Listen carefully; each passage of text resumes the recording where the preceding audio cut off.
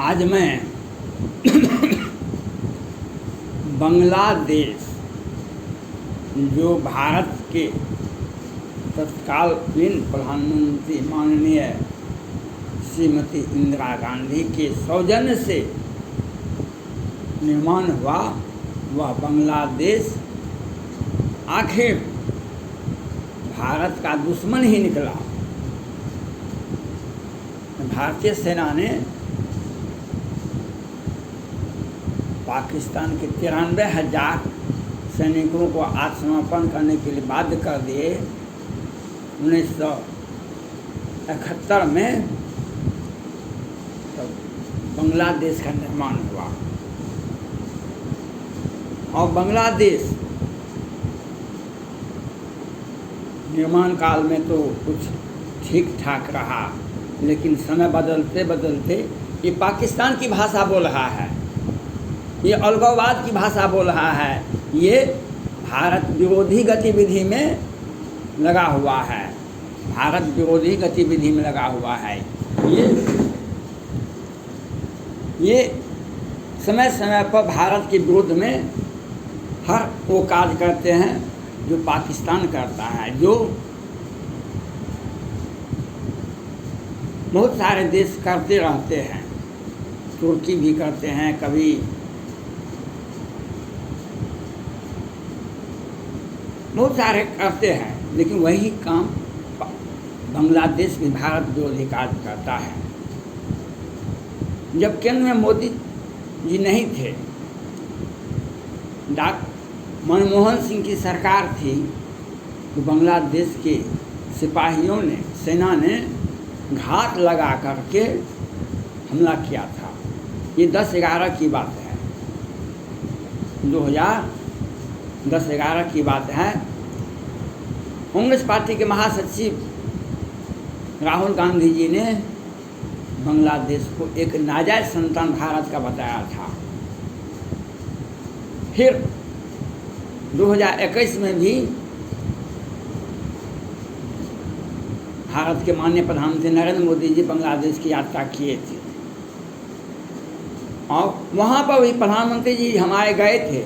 वहाँ पर भी भारत विरोधी गतिविधि चल रही थी। कुछ संगठन वहाँ पर बना लिए हैं अब आतंकवादी संगठन, और भारत के हिंदुओं के साथ ज्यादती करते हैं। कितने आदमी को मार दिए थे, कितने आदमी का घर जला दिया था, और माननीय प्रधानमंत्री नरेंद्र मोदी जी का भी विरोध प्रदर्शन किया गया था। सत्ता में बैठे व्यक्ति वे उसे हवा नहीं देते हैं, लेकिन गुपचुप तरीके से कार्य करने के लिए का इशारा करते हैं। और माननीय प्रधानमंत्री नरेंद्र मोदी जी भी 3-4 साल पहले ही, आज से 3-4 साल पहले ही सीमा विवाद का, बांग्लादेश को ही खुश करके सीमा विवाद निपटा दिए थे। छोटा देश है, भारत की उदारता का लाभ लेते हुए बहुत तरह से लाभ ले रहा है भारत से। और लेकिन समय समय पर 1 वर्ष पहले भी हमारे 2 सैनिक जवानों की हत्या कर दिए थे। और वह चीन की भाषा हिंदी में भी बोलता है, वही उल्टे वहाँ का जनरल कहता था, हम भारत के गृह मंत्री को इसकी शिकायत करेंगे। वह हमारी सीमा में घुस गया था। कांग्रेस पार्टी की सरकार थी, उसमें ही 12 जवान को बांग्लादेश के सीमा सुरक्षा बल ने घात लगाकर हमला किया था और हमारे 12 जवान को मार दिया था। और इस बीच में 1 साल पहले 2 जवानों की हत्या कर दी थी। और माननीय प्रधानमंत्री नरेंद्र मोदी जी 2021 में गए हैं बांग्लादेश। तो भारत विरोधी गतिविधि में वे संलिप्त थे कुछ संगठन।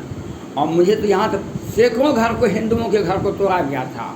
और पश्चिम बंगाल में जो ममता बनर्जी की सरकार थी, जो विधानसभा चुनाव के बाद जो हिंसा भड़काया गया, उसमें बांग्लादेशी आतंकवादी संगठन का हाथ था। वहाँ के लोकल, वहाँ सीमा मिलता जुलता है बांग्लादेश से और पश्चिम बंगाल से। उसमें भी रोहिंग्या मुसलमान, बांग्लादेशी मुसलमान लोकल मुसलमान थे और किस तरह से हिंदुओं को प्रताड़ित किया गया था और किस तरह से हजारों हजार हिंदुओं को घर बार छोड़ना पड़ा, कितने आसाम जा कर के और कहीं कहीं निकल के भागना पड़ा था। किस तरह से ये सत्ता में मिल कर के, पश्चिम बंगाल में सत्ता में मिल कर के आतंकवादी गतिविधि चलाते हैं और बांग्लादेश में हिंदुओं के साथ ज्यादती करते हैं। अब तो ये सीमा रेखा को पार कर गया है। बांग्लादेश के प्रधानमंत्री अब सीमा रेखा को पार कर गए हैं। भारत, इसके पहले जब चीन के राष्ट्रपति गए थे तो उन्होंने एक प्रेस कॉन्फ्रेंस बांग्लादेश प्रधानमंत्री ने किए थे, हमें नहीं चीन के साथ आना है नहीं भारत के साथ आना है, हमको बीच में रहना है। लेकिन उनका जो चरित्र है वे चीन के साथ रहते हैं। जिस तरह से पहले ओली साहब के प्रधानमंत्री के कार्यकाल में नेपाल भारत पर उत्तेजक भाषण दे रहा था। भारत इसलिए शांत बैठा हुआ था कि ओली साहब को कोई बहुत बड़ा बहुमत नहीं था, वे गठबंधन की सरकार थे और चीन की सरकार उसे बहुत लोभ और लालच दे रहा था। आज नेपाल की प्रधानमंत्री हैं, वे अब सीमा विवाद को देखते हैं। बहुत बड़ा भूखंड पर चीन अपना घर आसियान बना लिया है, बहुत सारा जमीन पर घर सड़क बना लिया है नेपाल की ज़मीन पर और भारत विरोधी गतिविधि में वे उकसावे भी करते हैं चीन, लेकिन प्रधानमंत्री नेपाल के वे ऐसा होने के लिए नहीं देते हैं। लेकिन ओली साहब के समय में तो हुआ। आज बांग्लादेश हिंद महासागर में का मामला कोई विवाद नहीं है, कोई समस्या नहीं है, लेकिन यूएन में जाकर के एक अपील तैयार करते हैं कि जो भारत हमारे सीमा विवाद को समाप्त करवाइए, हिंद महासागर में भारत हमारे अधिकार क्षेत्र में आ जाता है। यह चीन के बहकावे का नतीजा है, हमारी उदारता का ये नतीजा है और मौका परस्ती का ये फायदा लेना चाहते हैं। अभी चीन से भारत का विवाद है, पाकिस्तान से भारत का विवाद है, अफगानिस्तान में जो सत्ता बना हुआ है उसमें चीन और पाकिस्तान का हाथ है। उससे अमेरिका भी निकल गया, भारत को भी अलग थलग करने का प्रयास किया गया और पाकिस्तान की भाषा, चीन की भाषा बांग्लादेश की प्रधानमंत्री बोलते हैं। बांग्लादेश की भाषा, बांग्लादेश के प्रधानमंत्री चीन की भाषा और पाकिस्तान की भाषा बोलते हैं। वे मौका परस्ती पर लगे हुए हैं। भारत के प्रधानमंत्री को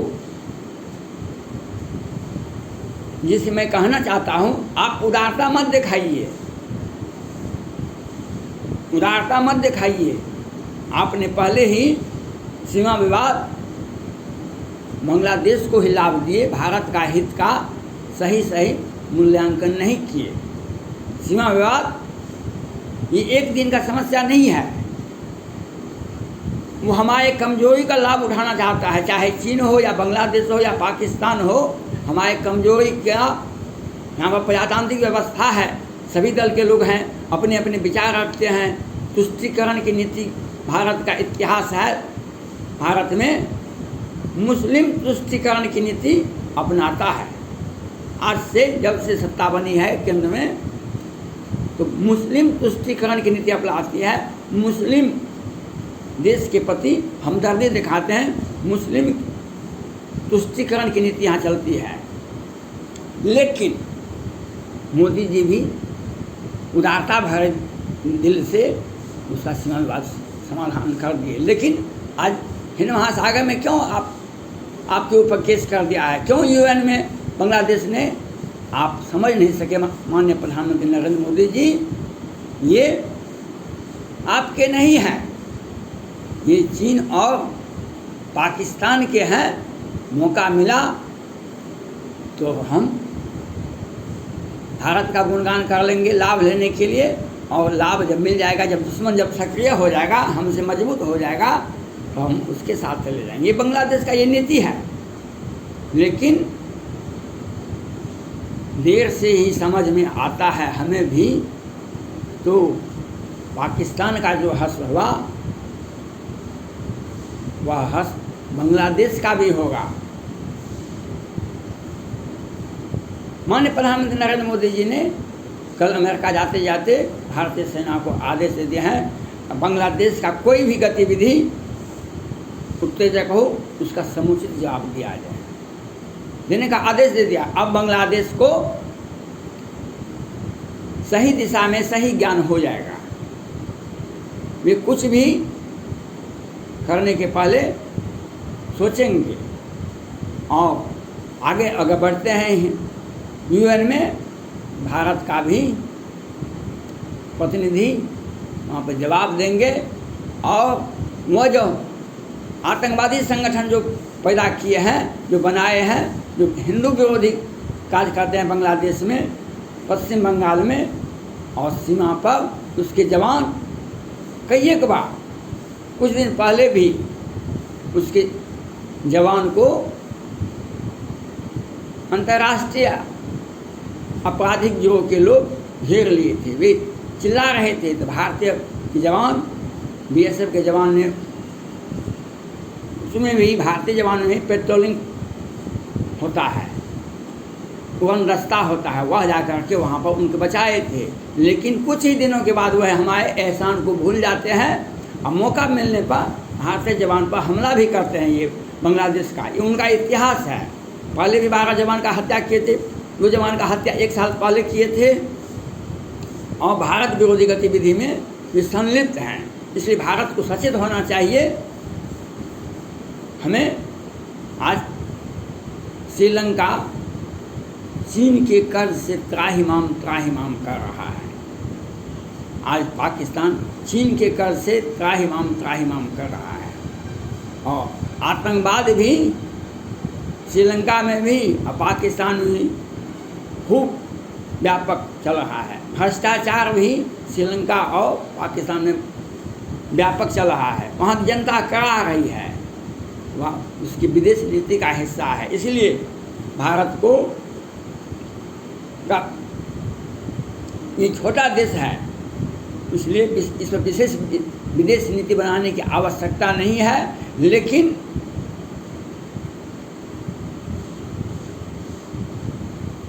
बांग्लादेश को उसी की भाषा में जवाब भी दिया जाए, और वह जो हमें बार बार लाभ लेता है हमारा, उस पर भी अंकुश लगाया जाए। और वह कोई भी उत्तेजक कार्य करता है, भारत के प्रधानमंत्री को चाहिए उसका समुचित इलाज, समुचित व्यवस्था, और किसी भी सीमा विवाद का समाधान करने के लिए आप खुद जिम्मेदार नहीं हैं, आप सक्षम नहीं हैं। माननीय प्रधानमंत्री जी, आज प्रधानमंत्री नरेंद्र मोदी जी भारत के हैं, इसके पहले कौन थे, उसके पहले कौन थे, उसके पहले कौन। जमीन हमारा भारत का जमीन है, हमारा जमीन नहीं है, हमारे देश की संप्रभुता का प्रतीक चिन्ह है। आपने क्यों दे दी जमीन? ये गलत बात है। आज हिंद महासागर मांग रहा है, और भारत को से विवाद उलझा रहा है, चीन को खुश कर रहा है। इसलिए किसी भी परिस्थिति में जब हम चीन को 2 हाथ करने में सक्षम है, तो बांग्लादेश, पाकिस्तान का क्या हैसियत है? हमारे रहमो करम पर जिंदा रहेगा वो, जब तक रहेगा दुनिया के मानचित्र में, विश्व के मानचित्र में जब तक जिंदा रहेगा पाकिस्तान या बांग्लादेश, और भारत के रहमो करम पर जिंदा रहेगा। इसलिए सीमा विवाद में आप जल्दबाजी मत कीजिए।